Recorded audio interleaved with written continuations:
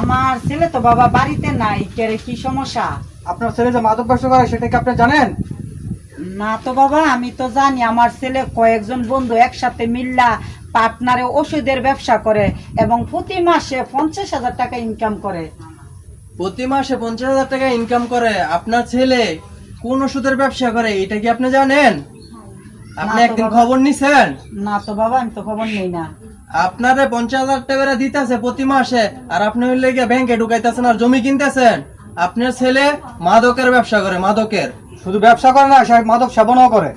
আপনার ছেলে এই মাদকের ব্যবসা কইরা আমাদের সমাজটারে একদম ইয়াং বয়সের ছেলেদের সবগুলো নষ্ট করে ফেলাইতেছে। আপনি জানেন? না তো বাবা, আমি তো এগুলা জানি না, খবর নেই নাই। আপনি কেন খবর নেবেন না? আমি তো জানি বাবা আমার ছেলে ভালো ব্যবসা করতেছে। আপনার ছেলেকে বুঝাইয়া এই পথ থেকে ফিরে নিয়ে আসবেন। যদি না আসেন তাহলে আপনি আপনার ছেলে হারাবেন। শোনেন, আবারও বইলা দিতেছি শেষবারের মতন, আপনি আপনার ছেলেরে বুঝাইয়া এসব লাইন থেকে ফিরে আনবেন, ঠিক আছে? আপনার ছেলের জন্য এই সমাজ ধ্বংস হয়ে যাইতেছে।